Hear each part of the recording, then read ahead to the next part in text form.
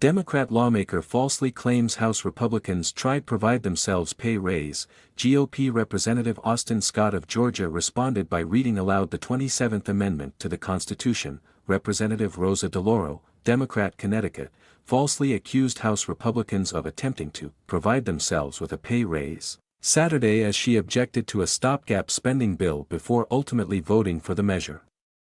DeLauro said there were many changes between the bill that was offered in the House and the version that was offered in the Senate, with one being a pay increase for those serving in Congress.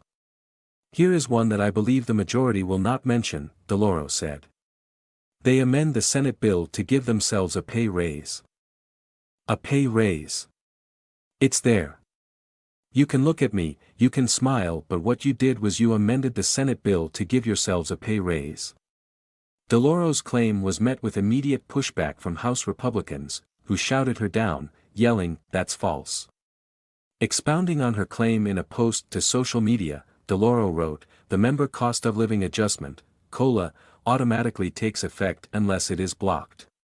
The Senate blocked this in their CR. The House GOP CR does not. News flash, a COLA is a pay increase for members of Congress." Representative Austin Scott, Republican Georgia, later took issue with DeLauro's statement, claiming it was simply not true and an excuse not to vote in favor of the measure. Disproving DeLauro's claim, Scott read aloud the 27th Amendment to the U.S. Constitution, which states, "No law, varying the compensation for the services of the senators and representatives, shall take effect, until an election of representatives shall have intervened." You need to know who's telling you the truth and who's not telling you the truth, Scott said. Recently, you heard my colleague from Connecticut tell you that the Republican bill has a pay raise for members in Congress. It's simply not true, and if it did, it would be unconstitutional. And if the Senate bill changes the compensation for members of Congress, then it, too, is unconstitutional. They are simply grasping at straws. They have intended to shut down the government from the start, Scott added. Disregard totally what you're hearing from the other side. They are grasping at straws, making excuses and telling flat-out lies about member compensation as an excuse to vote against this piece of legislation.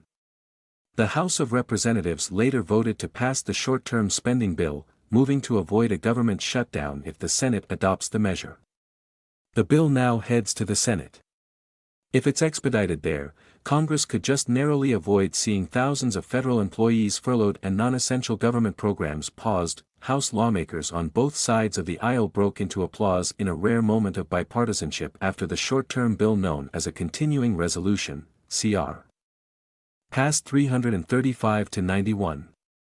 Every Democrat but one voted for the bill, and 90 Republican members voted against it. The funding patch will last for 45 days past the end of the fiscal year, which concludes Saturday. The bill also includes $16 billion for U.S. disaster relief aid President Biden requested over the summer, Speaker Kevin McCarthy, Republican California, said Saturday. It comes after House Republicans tried and failed to pass a separate stopgap funding bill that contained conservative policy items like border security and spending cuts. The national debt reached $33 trillion for the first time in history in September, amplifying concerns among conservatives that government spending is out of control. Fox News' Elizabeth Elkind and Houston Keene contributed to this report.